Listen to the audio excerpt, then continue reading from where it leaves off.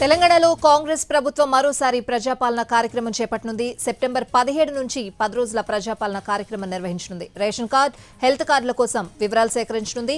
పూర్తి హెల్త్ ప్రొఫైల్తో రాష్ట్రంలో ప్రతి పౌరుడికి హెల్త్ కార్డులు ఇవ్వాలని యోచిస్తోంది ప్రభుత్వం.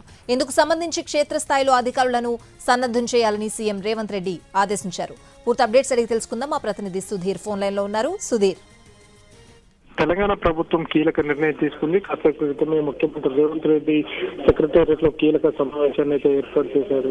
వచ్చే నెల అంటే సెప్టెంబర్ 17వ తేదీ నుంచి సుమారు 10 రోజుల పాటు ప్రజాపాలన కొనసాగించాలని చెప్పేసి నిర్ణయం తీసుకున్నారు. ప్రస్తుతం ఒక వారంలో 3 రోజుల పాటు ప్రజాపాలన కొనసాగుతుంది. అదేవిధంగా ప్రజాపాలనలో ప్రజావాణి కార్యక్రమం కూడా నిర్వహిస్తున్నారు. అయితే ఇప్పుడు జరిగేది ప్రజాపాలనకు సంబంధించి ఈ 10 రోజుల్లో కీలకమైన రేషన్ కార్డులు, అదేవిధంగా హెల్త్ కార్డులకు సంబంధించి రాష్ట్రంలో ప్రతి పౌరుడి వివరాలను సేకరించాలని చెప్పేసి తెలంగాణ ప్రభుత్వం అయితే భావిస్తుంది. అందులో భాగంగానే హెల్త్ ప్రొఫైల్ ను కూడా తయారు చేయాలని చెప్పేసి భావిస్తుంది. కాబట్టి ప్రతి పౌరునికి సంబంధించిన హెల్త్ కి సంబంధించి వారికి ఉండే డిసీజెస్ కావచ్చు, లేకపోతే వారికి ఉండే ఏమైనా ఆరోగ్యపరమైన ఇబ్బందులకు సంబంధించి పూర్తి స్థాయిలో ఆ హెల్త్ ప్రొఫైల్లో హెల్త్ కార్డును ఒకటి తయారు చేయాలని చెప్పేసి అయితే ప్రభుత్వం భావిస్తుంది. ఇప్పటికే రాష్ట్ర ప్రభుత్వం, రాష్ట్ర వైద్య ఆరోగ్య శాఖ దగ్గర కొంత సమాచారం అయితే ఉంది. ఆ సమాచారానికి తోడు అదనంగా మరికొంత సమాచారాన్ని తీసుకోవాలని చెప్పేసి భావిస్తుంది. ఇందుకు సంబంధించి రాబోయే నెలలో సెప్టెంబర్ 17 తర్వాత 10 రోజుల పాటు కూడా